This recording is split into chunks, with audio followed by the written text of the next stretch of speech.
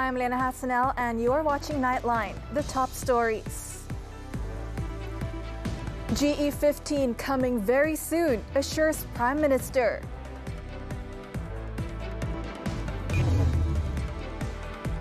And Bank Negara decides on OPR, not the government, says Finance Minister.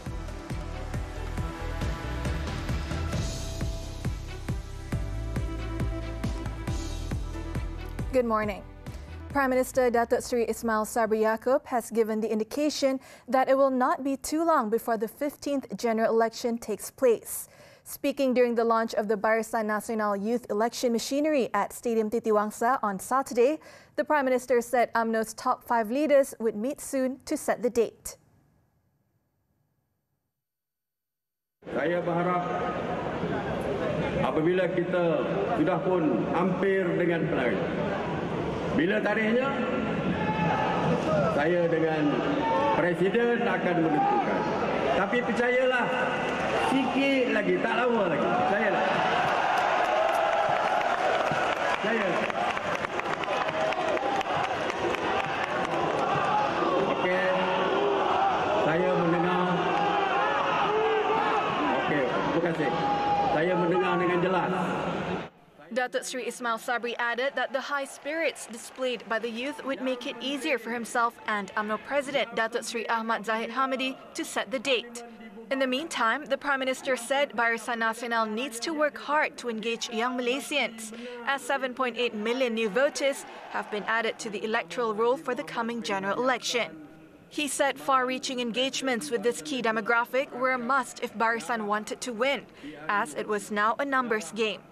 He added that the lowering of the minimum voting age to 18 in December last year, along with the enabling of automatic registration for those who qualify, will also result in a significant increase in the number of voters.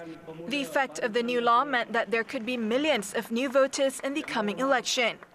Datuk Seri Ismail Sabri added that the numerous youth-centred incentives recently introduced by the government, such as Peranti Siswa, Menu Siswa Keluarga Malaysia and National Higher Education Fund Corporation, PTPTN exemptions for first-class graduates, could be used as pull factors for these young voters. He added that GE15 would be a different ballgame, with it being a virtual war as opposed to a physical war such as in the previous elections. As such, he called on Barisan youth to master and win the virtual war by mastering social media platforms in order to help counter allegations against BN. As he said, it was also a crucial factor in ensuring that BN would emerge victorious in GE15. The government does not intervene in decisions on the overnight policy rate OPR, as this is determined by Bank Negara Malaysia's Monetary Policy Committee, MPC.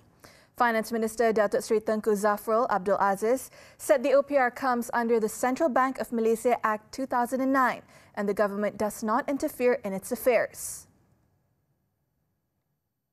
He also said there was a misconception that the OPR hike had no direct impact on banks, as when the OPR is increased, banks will also have to pay a higher interest rate to depositors.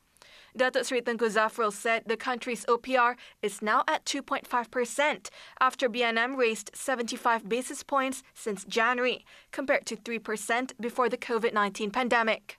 He said it is necessary to compare with other countries' bank rates, some of whom have raised by more than 225 basis points.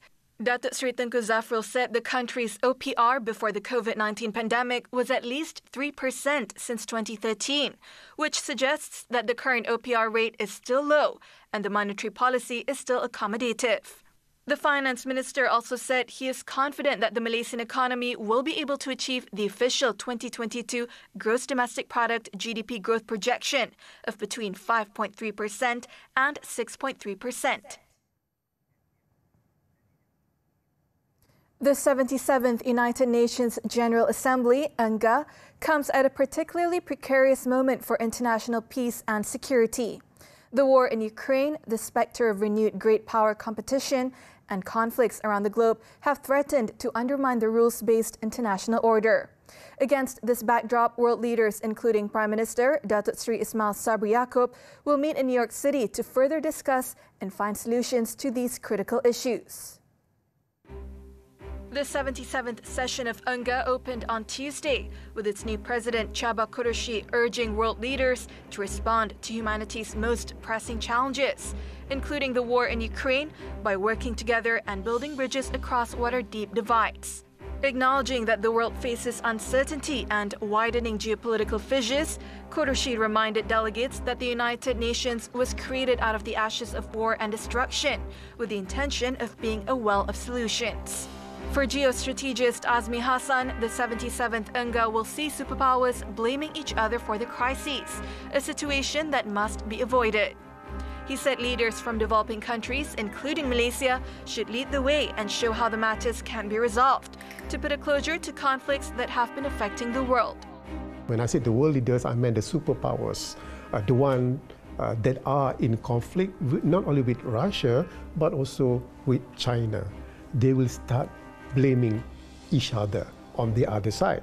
So I'm hoping that beside these world leaders, other leaders, there are other leaders that will give their speech in UNGA. I'm hoping that including our Prime Minister will show the way. Azmi also expressed his hope that Datuk Seri Ismail Sabri will continue to take his Malaysian family message to the world stage when he addresses the 77th UNHCR session. He stressed that in time of political uncertainty due to war and economic crises across the globe, the world family concept must be the fundamental to addressing these issues. Again, for this year, I think it should mention, but to give an added boost to the keluarga dunia concept. For example, Datuk Seri Ismail Sabri can give an example, the South China Sea. It is a very sensitive area. There are a lot of claimants for ASEAN members plus China, but in terms of conflict, physical conflict, it was very minimal because of understanding between these, I would say, these nations that are conflicting. And China is a superpower. ASEAN, Malaysia, for example, Brunei, Vietnam, and Philippines is no challenge to China in this case in terms of military, but there is no acute problem in South China Sea. So what I'm hoping is that Datuk Seri Ismail Sabri can relate the concept of the world family, keluarga dunia, on how we handle the South China Sea. I think that will give an impetus, a boost, the reality or the goodness of this particular concept. Datuk Seri Ismail Sabri is scheduled to depart for the United States on September 21st to lead the Malaysian delegation to the 77th UNHCR session.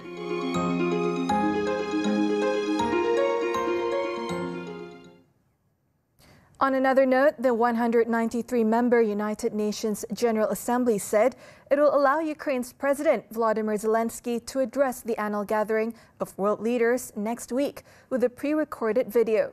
The decision was adopted with 101 votes in favor, 7 votes against, and 19 abstentions. Russia, Belarus, Cuba, North Korea, Eritrea, Nicaragua, and Syria opposed the move. For the past 2 years, world leaders have been allowed to submit video statements because of the COVID-19 pandemic. But this year, they are expected to travel to New York to speak in the UN General Assembly chamber. Within a week of Russia's February 24th invasion of its neighbor Ukraine, nearly 3/4 of the General Assembly voted to reprimand Moscow and demand it withdraw its troops. 3 weeks ago, it again overwhelmingly denounced Russia for creating a dire humanitarian situation. African countries who frequently encounter similar difficulties when it comes to arrival.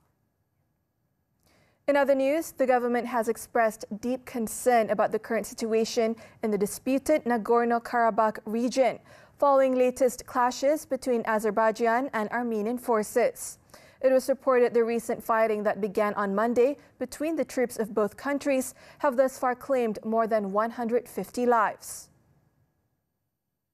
In a statement issued on Saturday, Wisma Putra said that Malaysia called upon all parties involved in the conflict to exercise the utmost restraint, resume peaceful negotiations, and avoid further escalation by finding an amicable and long-lasting peace in the region. It said Malaysia has always shown support based on the 4 resolutions issued by the United Nations Security Council and also through multilateral fora, namely the OIC and NAM. The statement added that Malaysia has been continuously supporting resolutions and initiatives introduced by the OIC and the UN on the Nagorno-Karabakh conflict. Malaysia also voted in favor for the Resolution 62/243, the situation in the occupied territories of Azerbaijan, which was adopted on March 14, 2008, at the 62nd session of the United Nations General Assembly. The resolution is consistent with other relevant UN resolutions on the issue which called for peaceful resolution of the conflict based on respect for territorial integrity and the inviolability of internationally recognized borders. The Immigration Department has found that some ethnic Rohingyas have entered the country using the services of agents, who would also take them to the United Nations High Commissioner for Refugees, UNHCR office to obtain the refugee card. Its Director General, Datuk Sri Khairul Zaimi Daud, said the matter would be scrutinized by a committee at the Home Ministry for further action. Datuk Sri Khairul Zaimi said during an operation held on Friday, he had the chance to speak to some Rohingya UNHCR card holders, who later confessed that they entered Malaysia through the borders of Kedah and Kelantan from Thailand and admitted that it was managed by agents. He pointed out that they were deceived by the agents to pay between 5,000 and 7,000 ringgit per person to obtain the UNHCR cards. However, that huge amount of money were only meant for their entry to the UNHCR office in Kuala Lumpur and not the cards. During the raid, the department screened 36 foreign nationals working at the site and detained 25 of them for not having a travel document and overstaying. The detainees were 10 Bangladeshi men, 8 Indonesian men, 5 Myanmar men, and 1 Nepalese man and woman. All the foreigners were taken to the detention depot for further investigation because some of them were suspected of using inauthentic UNHCR cards.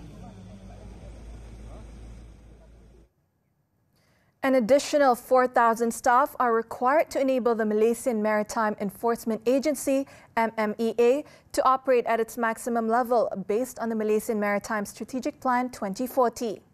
MMEA Deputy Director General for Logistics Maritime Vice Admiral Datuk Saiful Lizan Ibrahim said the increase in staffing was necessary to keep pace with the acquisition of the agency's assets and its responsibility to patrol the country's waters. He said that in order for the MMEA to operate the newly received vessels, some of the staff have to be loaned to ships or boats that MMEA received without staffing. He also noted that this, however, does not affect the operations of existing ships, which are still running optimally. According to him, the additional staffing requirement is already in the attention of the Public Service Department, PSD. Datuk Saiful said MMEA has been actively strengthening the aspect of human resource capability, which has reached 90.76% of the total 5,303 posts approved, with 490 more posts to be filled by 2026. All warning systems in flood-prone areas nationwide will be upgraded in preparation for the monsoon season. Energy and Natural Resources Minister Datuk Sri Taqiyuddin Hassan said the move was crucial following the recent forecast of the Met Meteorological Department, Met Malaysia, on the year-end floods. Salah satu inisiatif yang kita telah buat ialah membina empangan negeri yang telah dilancarkan baru-baru ini. Yang mana empangan negeri ini ada 3 fungsi. Satunya dari segi tenaga, hidro. Yang keduanya dari segi perairan, tanaman dan juga minuman. Yang ketiganya tempatan banjir di sini. Jadi itu yang dibuat oleh kerajaan sekarang ni lah untuk mengenangani masalah banjir. Ya, sistem amaran awal juga telah diarahkan supaya ditambah baik di kawasan-kawasan yang berisiko tinggi lah. Itu di bawah Kementerian Kasar lah. Datuk Sri Taqiyuddin said this after launching the Kota Baru Seals Carnival in Kelantan on Saturday. He noted that certain areas have been gazetted for flood relief centres by National Disaster Management Agency, NADMA. He stressed that he will ensure all the state governments, especially the high-risk states, are ready to face the coming monsoon season in terms of energy and hydro aspects.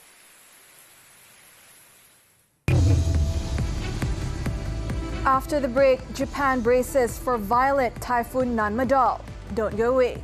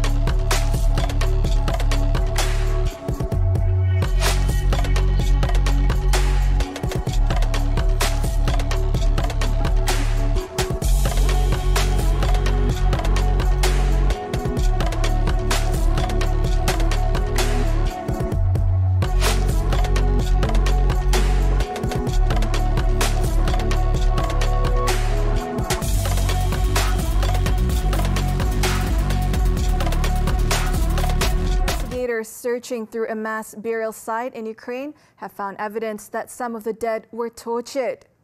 More than 440 bodies were found in what appears to be one of the largest mass burial sites discovered in Ukraine. Reports say that 99% of exhumed bodies had signs of violent death, being tortured, shot, or killed by shelling. The Ukrainian police chief said in a statement that all of the bodies recovered so far appear to be of civilians, with information leading to some soldiers having been buried there as well. The news of the mass burial site drew the attention of the UN Human Rights Office, now with plans to visit Izium to determine the circumstances of the deaths.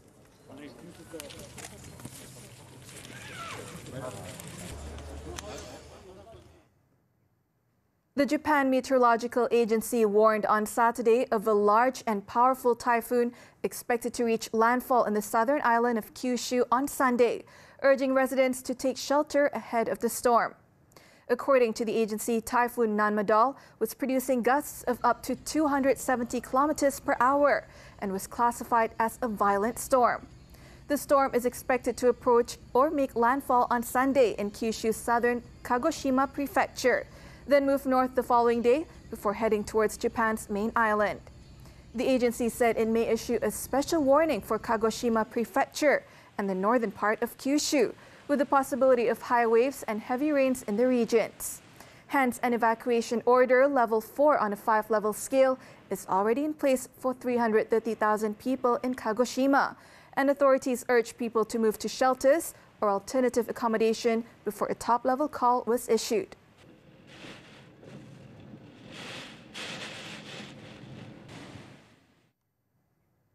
Over in Jordan, a final body was pulled from wreckage of a collapsed building in the capital Amman on Saturday, as search efforts ended after 4 days, taking the total number killed to 14. The discovery of the body, which medical sources said was a woman, means that all missing had been accounted for, marking the end to search efforts. It was understood that at least 25 people were thought to have been in the building when it collapsed on Tuesday. Residents of the property said that its owner had been carrying out construction work on the ground floor, which had weakened the support structure and caused cracks to appear inside apartments. Thus, Jordan's public prosecutor has ordered the arrest of 3 people as part of the investigation, including the building manager, as well as 2 other people involved in renovation work.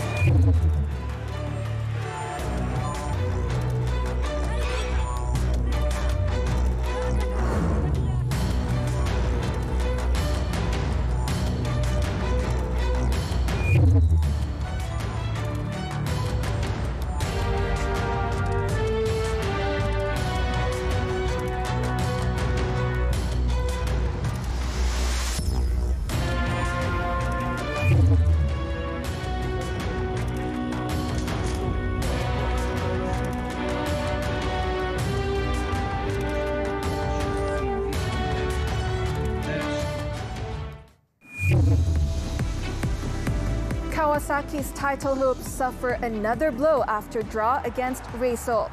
Sports after.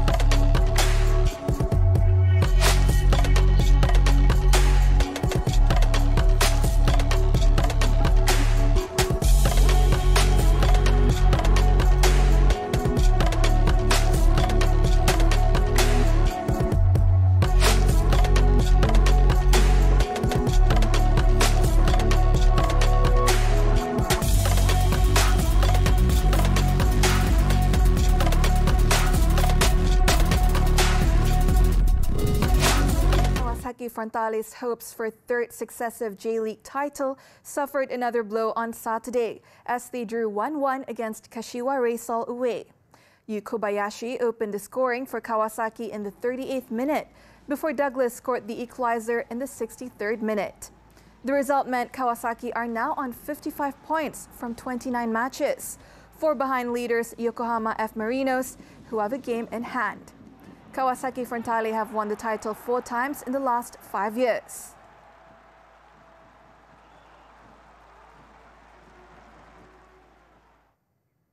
Still on football. Hertha Berlin were just seconds from claiming its second Bundesliga win in coach Sandro Schwarz's return to former club Mainz on Friday. Then, Antoni Kaci scored in the last minute of injury time for 1-1 to prolong Hertha's winless streak against Mainz to 7 games. Luka Tuza scored on the half-hour mark for Hertha when he was picked out with a perfect cross from Chidera Ejuke, who was also facing a defender. Ejuke almost made it 2-0 before the break, but Robin Zentner did brilliantly to save his deflected shot. The equalizer finally came in the 94th minute when the Hertha defense failed to clear a hopeful cross from Lee Jae-sung. Karim Onisiwo beat Peter Pekarik to the ball and it fell for Kaci, a defender, to sweep it beyond a host of defenders inside the far post. On to golf. Former world number 1 Dustin Johnson leads the LIV Golf Chicago Invitational after the first round on Friday. Johnson produced an opening round of 9 under par, 63 to put his team, 4 Aces GC, in line for a 4th consecutive victory. Team 4 Aces GC have won 3 of the 4 LIV Golf Invitationals since the series began in London in June. Team captain Johnson, who is also chasing back-to-back wins after taking home the trophy in Boston, leads Punch GC's captain Cameron Smith by 3 strokes in Chicago, after Smith posted 66 at Rich Harvest Farms. Matthew Wolf from HY Flyers GC is 4 strokes from the lead in 3rd place. The LIV Golf Chicago Invitational, which is the 5th of 8 invitationals this season, will conclude on Sunday, before the competition heads to Bangkok.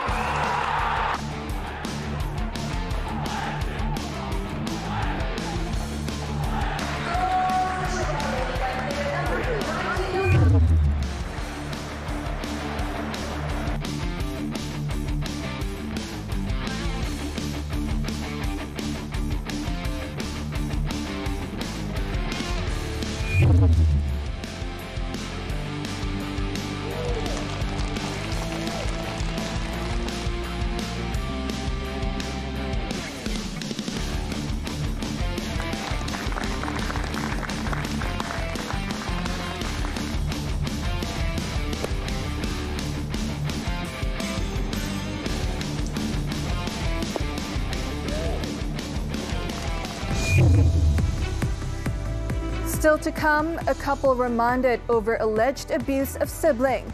Stay with us.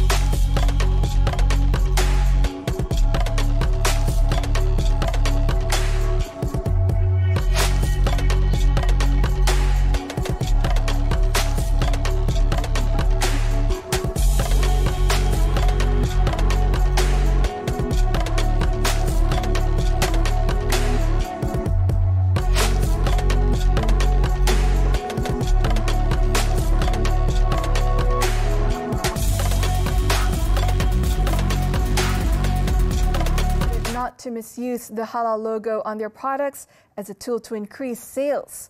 Minister in the Prime Minister's Department for Religious Affairs, Dato Idris Ahmad, said the traders should not cheat in this matter as the government want to protect the rights of Muslims. Janganlah sampai nak meniaga, nak memperalatkan agama begitu rupa. Kena jaga sensitiviti majoriti rakyat kita, rakyat orang Islam.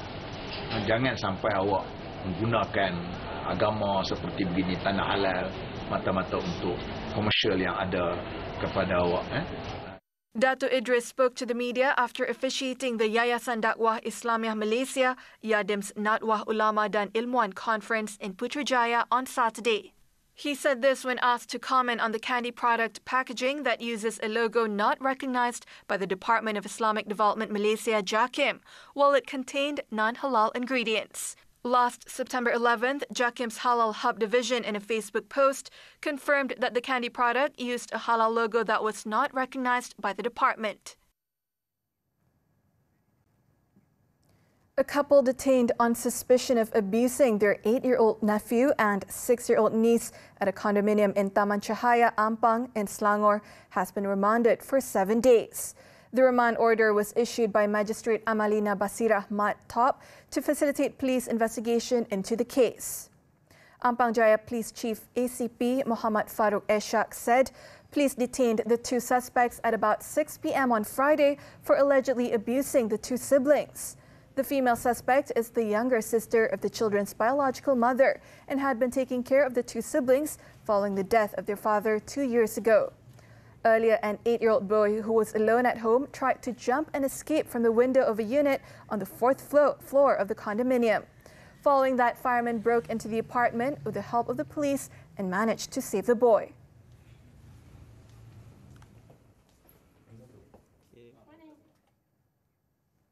Police have arrested one of the 3 suspects involved in assaulting a Myanmar national at a restaurant near Bandar Baru, Menglembu in Pera on Friday. Ipoh District Police Chief ACP Yahya Hassan said his team received information of the incident at about 6:30 p.m. on Friday and managed to arrest one of the 3 suspects around Ipoh on Saturday evening. Police are still conducting an investigation on 2 other suspects believed to be involved in the incident. According to ACP Yahya, the motive of the incident is believed to be provocation. The 44-year-old victim had allegedly disturbed the 3 suspects, all in their 20s, who were having food and drinks in a restaurant. The suspects are believed to have been angered by the victim's provocation and proceeded to attack him. The victim suffered injuries to his head and hand after being attacked with a chair and stick and is currently receiving treatment in hospital.